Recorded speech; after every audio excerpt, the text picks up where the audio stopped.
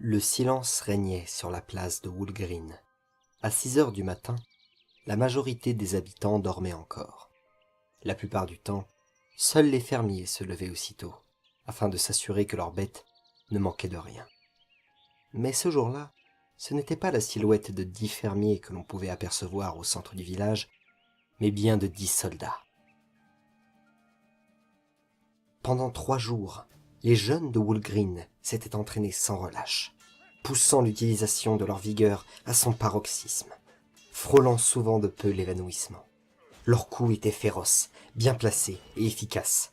Leur détermination les avait poussés à continuer encore et encore à se dépenser du lever au coucher du soleil, tant et si bien qu'aucun des duellistes de chaque binôme n'eut la victoire. La veille du recrutement, tous les combattants s'étaient effondrés de fatigue à 18 heures et avaient dormi jusqu'à 5 heures du matin. Tous, sauf 2. Théodrane et Eileen ne ressentaient pas la fatigue, ils ne ressentaient pas la lassitude, ils ne ressentaient rien, si ce n'est une profonde envie de combattre. Conscients du repos qu'ils devaient prendre en vue du recrutement, ils s'étaient arrêtés à 23 heures et avaient dormi sur place. Le lendemain, ils étaient les premiers réveillés. Les soldats de Wood Green s'étaient mis en rang rapidement face à leur commandant et leur lieutenant. Ils avaient fait leur possible, ils avaient donné le meilleur d'eux-mêmes, ils étaient prêts à recevoir le recruteur. Soudain, alors qu'une brise légère soufflait sur l'herbe du bois, un clairon se fit entendre. Eileen était sur ses gardes. Ce n'est qu'à cet instant qu'il ressentit l'importance de cette étape. L'homme qui allait le tester pouvait être le plus exigeant comme le plus souple des recruteurs. Peut-être lui tendrait-il des pièges? Peut-être devrait-il l'affronter en combat singulier? Il devait être à l'affût de la moindre de ses manières, le moindre de ses regards. Montés sur des chevaux habillés d'un revêtement couleur argent, les chevaliers d'élite du Lordaeron étaient impressionnants. Leurs boucliers et leur armure brillaient de 1000 lueurs dorées, et l'aigle bleu dessiné sur leur poitrine était mis en valeur au milieu du blanc de leurs habits. Ils ressemblaient en tout point à ce qu'Eileen avait imaginé durant son enfance, de vrais chevaliers blancs. Mais la prestance de ces guerriers n'égalait pas l'impression que laissa le paladin en tête de file.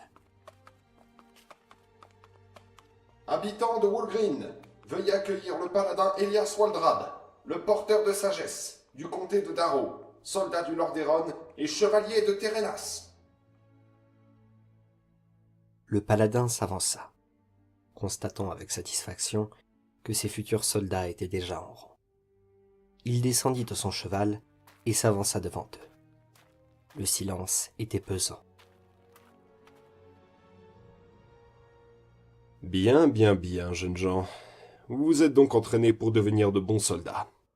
Je suis certain que vous êtes capables de tuer un gnoll. Peut-être même un troll si vous vous y mettez à 3.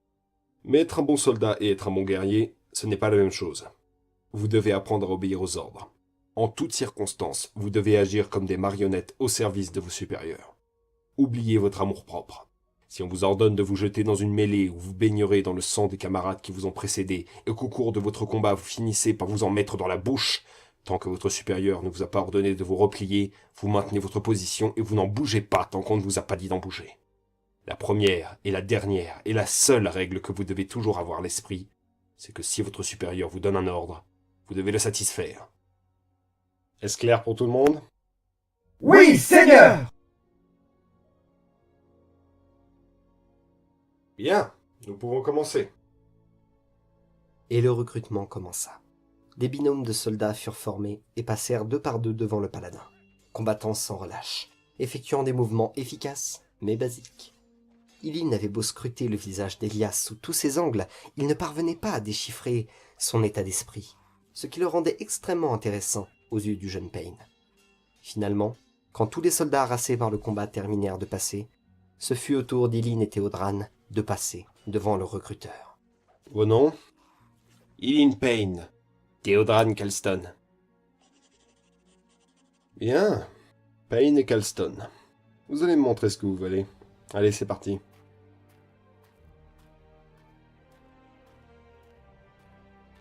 Eileen et Théodrane se placèrent face à face.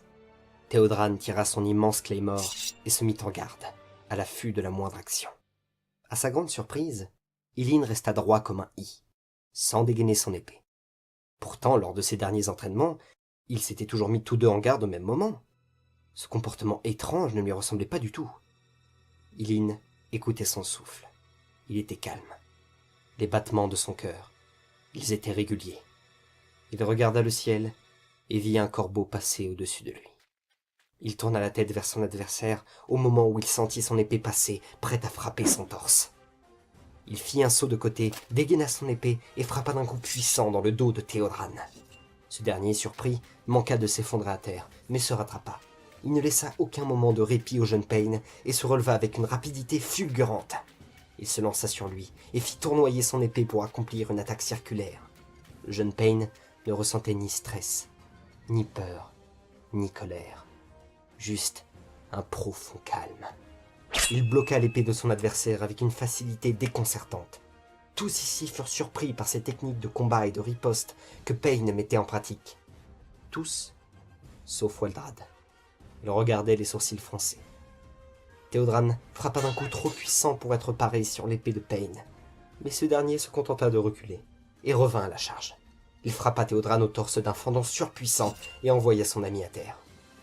Payne avait du mal à cacher à quel point il jubilait. Il n'avait commis aucune erreur. Il avait fait de ce combat une danse parfaite. Il se sentait invincible. Il regarda le recruteur et sourit. Le paladin se leva, impassible, et aida Théodran à se relever.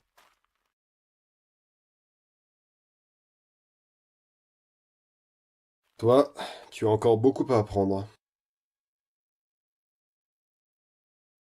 Ces mots tombèrent comme une épée sur le crâne de Payne. Comment osait-il dire ça? Il avait vaincu son ennemi. Une colère sourde s'empara de lui. C'était plutôt lui qui avait encore à apprendre s'il considérait que le combat d'Eileen était mauvais. Sous le regard noir d'Eileen, Waldrad retourna s'asseoir. Messieurs, vous vous souvenez de ce que je vous ai dit tout à l'heure sur le fait qu'il fallait obéir aux ordres, en toutes circonstances, sans y réfléchir? Tous se rassemblèrent. Oui, Seigneur! Bien. Il marqua une pause. Mettez-moi Monsieur Payne à terre. Le silence de 2 secondes durant lequel Eileen questionna la notion de réalité que Waldrad venait d'instaurer laissa planer un doute sur les 9 soldats de Wulgreen, avant qu'ils ne tirent tous leurs épées et se jettent sur lui. Surpris, Eileen sortit maladroitement son épée et tenta des parades qui échouèrent les unes après les autres. Théodran et les autres soldats parvinrent à bloquer Eileen par terre, le nez dans la poussière, en à peine 10 secondes, alors qu'il était censé être le meilleur d'entre eux. Payne était à la fois furieux, déconcerté et intrigué. Il vit le paladin se lever de son siège, satisfait, et se rapprocher de lui. Jeune homme, laisse-moi te dire quelque chose. Il s'agenouilla à ses côtés, tandis que les autres s'éloignaient. Tous les soldats qui sont ici ont combattu pour vaincre. Ils ont obéi à ma consigne qui était simple, s'affronter dans un duel. Ils n'avaient qu'une chose en tête pendant leur affrontement, combattre au nom de mon ordre. Rien d'autre ne leur occupait l'esprit à cet instant, ce qui fait d'eux d'excellents soldats. Il se releva et regarda le jeune Payne, qui tentait péniblement de se relever. J'ai senti ton état d'esprit de là où je me trouvais, jeune homme. Tu n'as pas combattu pour obéir à mon ordre. Tu as combattu pour vaincre ton ami Calston, le battre à plat de couture. Tu as combattu pour t'offrir la satisfaction d'ajouter une victoire à ton tableau de chasse. Eileen finit par se mettre debout. Il ne comprenait pas. Il prononça une phrase maladroite. « Mais je l'ai vaincu! C'est ce qui compte !» Waldrad rit aux éclats, s'attendant probablement à cette remarque. Il se tourna ensuite vers les soldats. « Et eux, tu les as vaincus ?» Eileen comprit soudain ce que le paladin tentait de lui dire. Le duel qu'il avait mené avec Théodran était digne d'un affrontement de chevaliers nobles, destiné à plaire à la cour. Mais affronter des ennemis dans une bataille serait bien plus dur. Il devait se préparer à en affronter 10 en 10 secondes, être sur ses gardes à tout moment. « Est-ce que tu comprends en quoi ta façon de combattre n'est pas la bonne ?» Eileen s'agenouilla. Je suis désolé, monseigneur. J'ai compris. Synthétise. Je ne peux espérer survivre face à 10 ennemis en combattant de la sorte. Waldrad sourit. Il s'abaissa face à lui. Finalement, tu seras un très bon soldat. Payne se releva. Il était subjugué par la sagesse de cet homme et la justesse de ses paroles. Merci, monsieur. Merci beaucoup. Ceci n'est que l'une des leçons que toi et tes amis devraient apprendre. Allons, les épreuves sont terminées. Les soldats se rassemblèrent tous autour de lui, au garde à vous. Ilyn se mit à côté de Théodran. « Je suis désolé, Théodran. »« c'est comme ça. On a tous à apprendre, Ilyn. C'est pas une tare. » Il le regarda et lui sourit amicalement. « Messieurs, les résultats sont clairs. L'armée de Lordaeron ne saurait se passer de vous. C'est impossible. Vous êtes déjà de très bons guerriers, et vous apprendrez à devenir de très bons soldats. J'imagine que votre qualité de combattant est le résultat d'un entraînement mené par de très bons commandants. » dit-il en posant son regard sur Payne. Celui-ci fut surpris par cette remarque, mais se sentit fier de lui. Mais ces commandants devront également apprendre à être de bons soldats.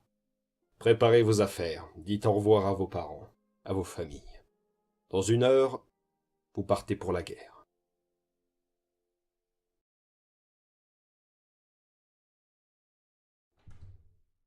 Ilyn rentra doucement chez lui.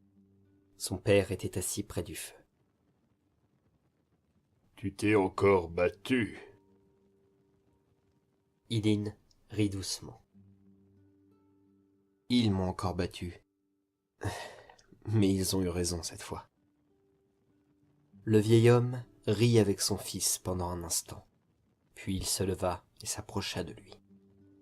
« Alors, tu vas partir au combat, mon enfant ?»« Oui, je vais défendre mon royaume.